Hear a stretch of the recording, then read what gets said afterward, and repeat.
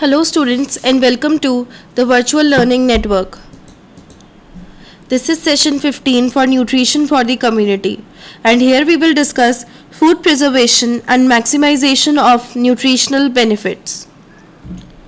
The topics to be covered are principles and methods of food preservation, home scale food preservation and maximization of nutritional benefits at low cost. Now first is principles and methods of food preservation. Now the basic principles of food preservation are either kill or to inactivate or control factors which are the main causes of food spoilage. जो basic principles होते हैं food prevention के, preservation के, वो होते हैं या तो हम उन फैक्टर्स को मार दें या इनएक्टिवेट कर दें या कंट्रोल कर लें वो फैक्टर्स जो कि फूड को स्पॉइल करते हैं. These factors are the growth of microorganisms and activity of natural enzymes. जैसे हमने लास्ट सेशन में पढ़ा था, जो जितने भी फैक्टर्स होते हैं जो फूड को स्पॉइल करते हैं उनमें जो मेन और इम्पॉर्टेंट फैक्टर्स हैं वो है माइक्रो ऑर्गेनिजम्स की ग्रोथ या फिर एंजाइम की एक्टिविटीज़. सो इन दोनों को किल करना, इनएक्टिवेट करना या कंट्रोल करना बहुत इंपॉर्टेंट है. Now we can either destroy these microorganisms and natural enzymes or keep their activity and growth under our control. Now first is prevention or delay of decomposition by microorganisms. अब हम microorganisms का जो decomposition होती है उसको या तो prevent कर सकते हैं या delay कर सकते हैं. इसके लिए अलग अलग methods होते हैं या techniques होती हैं जिन्हें हम कहते हैं, जैसे कि high temperatures, low temperatures, drawing, acids, sugar and salt in high concentrations, smoke, air, chemicals and radiations. Now first is high temperatures. ज़्यादातर जो बैक्टीरिया, ईस्ट और मोल्ड होते हैं वो एक पर्टिकुलर टेम्परेचर रेंज में ग्रो करते हैं जो होती है हमारी 16 to 38 डिग्री सेल्सियस. ज़्यादातर बैक्टीरिया जिसमें ऐसी रेंज जिसमें वो मर जाते हैं वो होती है 82 to 93 degree Celsius, that is 180 degree Fahrenheit to 200 degree Fahrenheit. But in the form of spores, many bacteria are not destroyed even by boiling water at 100 degree Celsius. कुछ बैक्टीरिया ऐसे भी होते हैं जो बॉइलिंग वाटर को boil करने पे भी 100 डिग्री सेल्सियस पे भी डिस्ट्रॉय नहीं होते. नाउ तो इसलिए फूड जो जिनमें हाई एसिड कंटेंट होता है जैसे कि टमाटोज, ऑरेंज जूस, इनको हीट करने की ज़रूरत नहीं होती क्योंकि एसिड से खुद ही हीटिंग पावर जो होती है किसी भी मटेरियल की वो इंक्रीज हो जाती है. और एक टेम्परेचर जो होता है 93 डिग्री सेल्सियस का, अगर इस पर हम 15 मिनट के लिए भी इस टेम्परेचर को यूज़ कर रहे हैं इसकी वजह से फूड काफ़ी हद तक स्टेरिलाइज हो जाता है और जो इसमें एसिड होता है वो भी एक इम्पॉर्टेंट रोल प्ले करता है. सो हाई टेम्परेचर्स पे बैक्टीरियाज डिस्ट्रॉय हो जाते हैं और हम फूड को प्रिजर्व कर सकते हैं. Then low temperatures. Although most bacteria, yeast and mould grow best between 16 to 38 degree Celsius, there are some that will grow at 0 degree Celsius or even below. However, below 10 degree Celsius, the growth of most microorganisms is slow and becomes slow as the temperature gets colder and colder.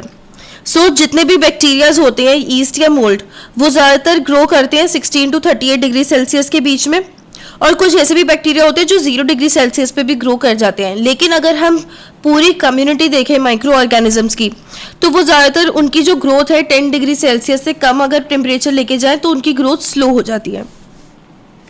This is the reason why most of the foods stay in refrigerator for longer than they do at the room temperature without getting spoiled.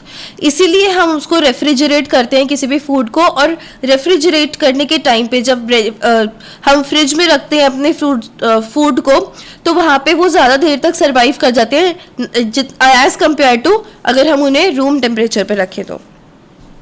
Next is drying. Normal growing microorganisms contain more than 80% water. जो normally microorganisms grow करते हैं उनमें 80% ज़्यादातर पानी होता है. They get this water from the food they grow upon. Removing water from the food will cause the water from the bacterial cells also come out, bringing bacterial multiplication to a stop. तो ज़्यादातर जो water आता है bacterias में वो आता है उनके जिस फूड पे वो ग्रो कर रहे हैं वहाँ से वो मॉइस्चर लेते हैं। तो अगर हम फूड में से ही मॉइस्चर कम कर दें, पानी निकाल दें और उनको सुखा दें, तो बैक्टीरियल एक्शन अपने आप ही स्टॉप हो जाता है। Bacteria and yeast generally require more water than molds. Therefore, molds often grow on semi-dry foods where bacteria and yeast cannot grow. Molds को हमेशा ही कम पानी चाहिए होता है as compared to bacteria and yeast. So इसलिए जितने भी semi-dry foods हैं वहाँ पे molds ज़्यादा grow करते हैं. Next is acids. Microorganisms are sensitive to acid. Some are much more sensitive than others. The acid produced by one organism during fermentation will inhibit the growth of another. जो micro organisms है वो acid के लिए sensitive होते हैं। कुछ ऐसे होते हैं जो ज़्यादा सेंसिटिव होते हैं, कुछ होते हैं जो कम सेंसिटिव होते हैं।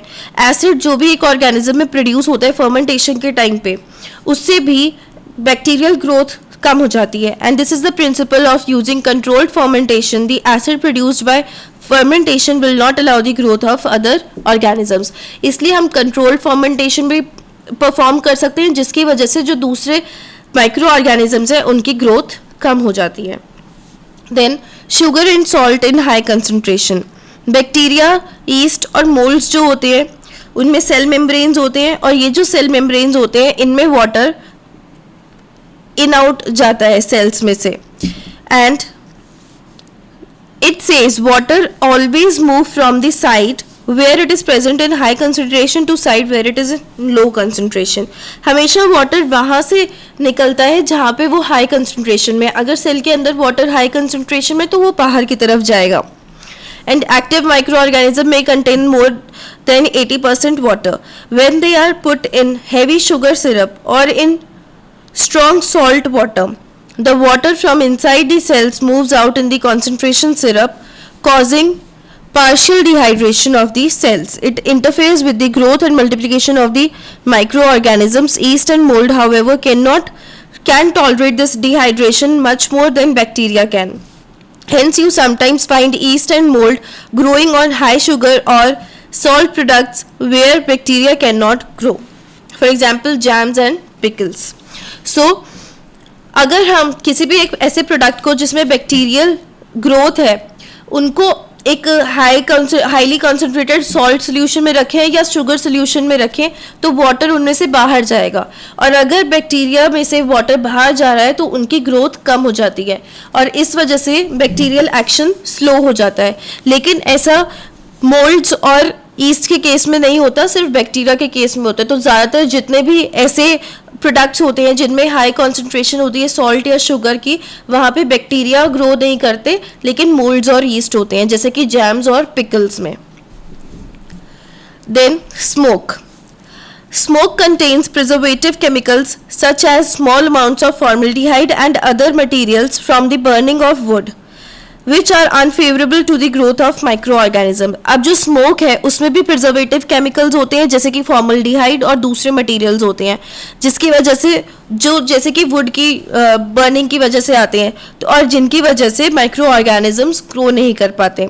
And it is also the heat associated with the smoke which kills the microorganisms and at the time dries out the food, further contributing to the preservation. Next is air. अब कुछ ऐसे भी micro organisms होते हैं जिन्हें air की ज़रूरत होती है ग्रो करने के लिए और कुछ ऐसे होते हैं जो एयर की एब्सेंस में ग्रो करते हैं। It is easier to remove air from aerobes. जो एयर की प्रेजेंस में ज़्यादा ग्रो करते हैं उन्हें उन माइक्रो ऑर्गेनिजम्स को एरोब्स कहते हैं और उन्हें एयर में रिमूव करना ईजी रहता है, जैसे कि moulds by wax coating of cheese और by wrapping the food in skin tight plastic sheets inside which air can not enter. So air की वजह से जो ग्रोथ होती है बैक्टीरिया की या माइक्रोब्स की, तो उसको कैसे कंट्रोल किया जा सकता है? वैक्स कोट करके, जैसे चीज़ पे, या फिर स्किन टाइट कंटेनर्स में उनको प्रिजर्व करके। Then chemicals. अब ऐसे भी कुछ केमिकल्स आते हैं जो माइक्रो ऑर्गेनिजम्स को किल करते हैं या उनकी ग्रोथ को रोकते हैं, लेकिन इनको ज़्यादातर हम यूज़ नहीं करते फूड में क्योंकि वो थोड़े हेल्थ के लिए भी ख़राब होते हैं, डेंजरस होते हैं। and even those that are permitted to be used as preservatives are regulated by law as to the amounts in which they can be used. और जो हम यूज़ भी करते हैं केमिकल्स, वो भी बहुत कम क्वांटिटी में यूज़ करते हैं क्योंकि वो थोड़े डेंजरस होते हैं हेल्थ के लिए, and this is because higher concentration can be a health hazard. Then radiation. Foods को प्रिजर्व करते हैं हम रेडिएशन से भी यूज़ करके, रेडिएशन को यूज़ करके भी कर सकते हैं, जो कि एक लेटेस्ट टेक्निक है. माइक्रो ऑर्गेनिजम्स को हम इनएक्टिवेट करते हैं to various degrees by different kinds of radiations. X-rays, microwaves, ultraviolet light radiations and ionising radiations are different kinds that have been used to preserve food. Then next is home scale food preservation. अब home scale मतलब घर में भी हम food को preserve कर सकते हैं. The ones commonly used are preserving by drying and by adding sugar, salt and other chemicals. These can be done at home with facilities and equipments normally available in our kitchen. अब जैसे पहला है preserving by drying. ये एक natural means है food को preserve करने के लिए और बहुत ज़्यादा यूज़ होता है. There are a large variety of items we preserve at home by sun drying. जिसे सन में सुखा के हम पिकल्स को, गेहूँ, चावल, इन सबको सन में ड्राई करते हैं उनको प्रिजर्व करने के लिए, और फिर एयर टाइट कंटेनर में उन्हें पैक करते हैं. और ज़्यादातर जो वेजिटेबल्स भी होती है, ये रॉ मैंगो जो होता है, कच्ची अम्बी जो होती है, उन सबको हम सन में ड्राई करते हैं. Then preserving by pickling. काफ़ी सारे पिकल्स ऐसे होते हैं जो सॉल्ट पे या फिर लाइम एसिड पे, विनेगर पे और टैमरिन को यूज़ करके प्रिजर्व किए जाते हैं. Oil also act as a preservative by not allowing air to come in contact with the pickle. Oiling से भी हम pickles वगैरह को preserve कर सकते हैं क्योंकि वो air के contact में आने के से रोकता है pickles को. Some of the spices we use also preserve as well as give flavor to the pickles. अब कुछ हम मसाले भी ऐसे यूज़ करते हैं जो पिकल्स में टेस्ट भी लाते हैं और साथ साथ उनको प्रिजर्व भी करते हैं.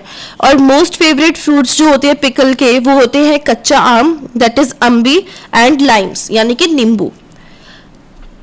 और जो मैंगो पिकल्स है वो बिल्कुल ऑयल बेस्ड होता है, and however there are some which are dependent on only on salt and spices for preservation. Next is preserving with sugar. हम शुगर यूज़ करके भी प्रिजर्व कर सकते हैं. अगर हम शुगर को हाई कॉन्सेंट्रेशन में यूज़ कर रहे हैं तो उससे रिवर्स ऑस्मोसिस होता है, तो इस वजह से some of the most popular preserves with sugar which can be made at home are जैसे कि जेली, जैम एंड मार्मलेड. ये जो चीज़ें होती हैं इनको शुगर के थ्रू हम प्रिजर्व करते हैं. Then preserving by use of chemicals. अब केमिकल्स को यूज़ करके भी, जैसे हमने अभी थोड़ी देर पहले पढ़ा था, हम फूड्स प्रिजर्व कर सकते हैं. और जो क्वांटिटीज़ यहाँ पे यूज़ होती हैं केमिकल्स की, that are regulated by law. अब टोमेटो सॉस है, ये भी एक एग्जांपल होता है कि हम इसको केमिकल्स के थ्रू प्रिजर्व किया जाता है. और स्क्वैशेस भी, जैसे फ्रूट जूसेस होते हैं, वो हम प्रिजर्व करते हैं, उसमें शुगर ऐड करके या और बहुत सारे केमिकल्स भी ऐड होते हैं. ऐसे ही जूसेस जो होते हैं उनको भी खट्टा बनाया जाता है ताकि वो स्क्वैश अच्छे से बन सके. फॉर एग्जांपल जैसे ग्रेप जूस होता है, ऑरेंज जूस, लाइम जूस और पाइनएप्पल जूस. अब एसिड जो होता है यहाँ पे इनफ नहीं होता, तो इसलिए हम उसमें थोड़ा सिट्रिक एसिड भी डालते हैं, लाइम जूस भी डालते हैं, जिससे उनको फूड को प्रिजर्व किया जा सकता है. Next is the maximization of nutritional benefits at low cost. With increasing population and limited food resources, it is important for us to get maximum food value out of every bit of food we can buy. अब population increase हो रही है और food resources भी limited है, तो यहाँ पे ये बहुत इंपॉर्टेंट होगा कि अगर हम जो भी खाना खरीदें उसको पूरी तरीके से यूटिलाइज करने की कोशिश करें. You can accomplish this by enhancing the nutritive value of foods. और हम ये ऐसा कर सकते हैं ताकि जैसे कि अगर फूड की न्यूट्रिशन वैल्यूज़ को हम enhance कर सकें, और ऐसा हो सकता है जब फूड को हम किसी भी लॉस से प्रिवेंट करें या कोई भी स्पॉइलेज को मिनिमाइज करें. Now measures to enhance nutritive value of foods. अब हम फूड की न्यूट्रिटिव वैल्यू को कैसे एनहांस कर सकते हैं या उसको कैसे मेजर कर सकते हैं, तो ये होता है स्प्राउटिंग, फर्मेंटेशन, फूड कॉम्बिनेशन और फोर्टिफिकेशन के थ्रू। First is sprouting. अब जो ड्राई पल्सेस होती हैं, दाल और ग्रेन्स जो होते हैं, वो नॉर्मली उनमें विटामिन सी नहीं होता, लेकिन उनको अगर हम स्प्राउट करें या उनको जर्मिनेट करें तो उसमें विटामिन सी फॉर्म हो जाता है ग्रेन्स में और स्प्राउट्स ग्रो करते हैं। Sprouting also helps the content of B vitamin present. ऐसे ही जो बी विटामिन होते हैं उनको, उनकी प्रेजेंस को भी इंक्रीज करता है sprouting. And sprouting involves soaking the pulses and grain in water for 24 hours and then wrapping them in the damp cloth. Sprouting में क्या होता है कि हम पल्सेस और ग्रेन्स को पहले सोक करते हैं वाटर में 24 आवर्स के लिए और उनको फिर एक डैम्प, थोड़े से गीले मॉइस्चर क्लोथ में उनको बांध देते हैं। फिर 2 से 3 दिन में ग्रेन्स उसमें जर्मिनेट होते हैं, स्प्राउट्स ग्रो करते हैं और वो 3/4 से इंक्रीज हो जाते हैं साइज में और उनकी फिर वैल्यू भी एनहांस हो जाती है, न्यूट्रिटिव वैल्यू बढ़ जाती है। Next is fermentation. Natural fermentation जो होती है फूड में, वो होती है जब एनवायरमेंटल कंडीशंस उनको माइक्रो ऑर्गेनिजम्स के साथ इंटरैक्ट करने में हेल्प करे और फूड सब्सटेंसेस और माइक्रो ऑर्गेनिजम्स के बीच में केमिकल रिएक्शंस जब होते हैं। Fermented whole wheat flour is use to make bhatura और नान। अब नान और भटूरा जब हम बनाते हैं वो फर्मेंटेशन के बाद होता है। जब मैदे में थोड़ी सी फर्मेंटेशन होती है, माइक्रो ऑर्गेनिजम्स करके उसको जब फुला देते हैं, थोड़ा सा इन्हेंस कर देते हैं, तो हम भटूरा और नान का आटा यूज़ करते हैं। ऐसे ही डोसा और इडली मिक्सचर्स के लिए भी नेचुरल फर्मेंटेशन इंपॉर्टेंट है। The process of fermentation encourages the multiplication of specific microorganisms and their metabolic activity in food, and this is what we do when we turn milk into curds. ऐसे ही जब milk को दही में convert करते हैं उस time पे भी फर्मेंटेशन ज़रूरी होती है। We encourage the multiplication of lactic acid bacteria in the milk. Then next is food combination. Now अब जो प्रोटीन्स होते हैं सीरियल्स और पल्सेस के, उनमें भी नेचुरल सप्लीमेंट्री इफेक्ट होता है और डेफिशिएंसी अगर है हमें अमीनो एसिड की कोई सी भी फूड आइटम में, तो उससे हम किसी दूसरे से एक्सेस कर सकते हैं if both foods are consumed at about the same time. So food combination भी एक इम्पॉर्टेंट चीज़ है एक फूड की न्यूट्रिटिव वैल्यू को इंक्रीज करने के लिए। अगर एक पर्टिकुलर फूड में कोई न्यूट्रिएंट कम है तो उसको हम दूसरे फूड आइटम के साथ मिक्स करके उसको यूटिलाइज कर सकते हैं। This is the food combination. Then is fortification. Fortification is a technique to add nutrients to a particular food item. Fortification एक टेक्निक होती है पर्टिकुलर फूड आइटम में न्यूट्रिएंट्स ऐड करने की। Nutrients chosen for fortification are those that are likely to run into short supply because of either dietary habits and prejudices or due to the inability of the people to purchase foods that contain them, or because the food that are supposed to contain them do not do so in a particular area. Fortification में जो nutrients हम choose करते हैं वो उस type के होते हैं जो या तो शॉर्ट सप्लाई में जाने वाले हैं फूड्स, क्योंकि डाइटरी हैबिट्स ऐसी हैं लोगों की, या फिर अब लोग उसको खरीदने के काबिल नहीं रहे हैं, उसका प्राइस बहुत ज़्यादा बढ़ गया है, या क्योंकि जो फूड्स हम उसमें न्यूट्रिटिव वैल्यू जो थी वो एक पर्टिकुलर एरिया में अब अवेलेबल नहीं है, तो वो सारे न्यूट्रिएंट्स को चूज़ किया जाता है फोर्टिफिकेशन के लिए। Other criteria of selection is to be able to mix a nutrient with the food without affecting its acceptability and the overall cost of such fortification. अब कुछ फूड आइटम्स जो हम सिलेक्ट करते हैं फोर्टिफिकेशन के लिए वो होती हैं जो बहुत सारे लोग उसको कंज्यूम करते हैं, बहुत बड़ी पॉपुलेशन उसको कंज्यूम करते हैं, जैसे कि फोर्टिफिकेशन होती है विटामिन ए और डी की in hydrogenated fats, iodine in common salt. Next, now minimising and preventing nutrient losses in food preparation. अब फूड को जब हम प्रिपेयर करते हैं उस टाइम पे भी हमें न्यूट्रिएंट वैल्यू जो लॉसेस होते हैं उसको कम करना या प्रिवेंट करना बहुत ज़रूरी है। अब ये कुछ पर्टिकुलर स्टेप्स फॉलो करके हो सकते हैं, जैसे कि हमें कट करने से वेजिटेबल्स और फ्रूट्स को कट करने से पहले ही वॉश कर लेना चाहिए। अगर बाद में वॉश करेंगे तो कुछ न्यूट्रिएंट्स भी वॉश ऑफ हो सकते हैं।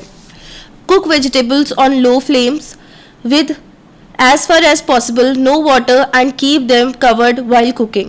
वेजिटेबल को लो फ्लेम्स पे हल्की गैस पे कुक करना चाहिए और वाटर ना ही ऐड करें तो अच्छा होगा, और कुकिंग के टाइम पे उनको कवर कर देना चाहिए ताकि जब वाटर इवेपोरेट होता है तो उसकी भाप के साथ न्यूट्रिएंट्स इवेपोरेट ना हो. We should not overcook the food. Cook rice in just as much water as needed to cook. इतने ही पानी में राइस को कुक करना चाहिए जितने की ज़रूरत हो. एक्स्ट्रा वाटर यूज़ करना और उसको बाद में फेंक देना, उससे भी न्यूट्रिएंट जो न्यूट्रिटिव वैल्यू होती है उसकी कम हो जाती है. Cut fruits just as you are already to eat them. You are ready to eat them. तभी फ्रूट्स काट के रखने चाहिए जब आप उसको खा रहे हो, पहले से नहीं रखने चाहिए. Use acid food such as lime juice, tomato, vinegar और कर्ड इन सैलेड. सैलेड में हमें एसिड फूड्स यूज़ करने चाहिए जैसे कि लाइम जूस, टोमेटो, विनेगर या फिर curd. Then measures to avoid food wastage. अब कुछ मेजर्स ज़रूरी होते हैं फूड वेस्टेज को अवॉइड करने के लिए. 2 स्टेप्स पे हम फूड वेस्टेज को देखते हैं, at the level of producer and at the level of consumer. अब फर्स्ट है point of wastage at the level of producer.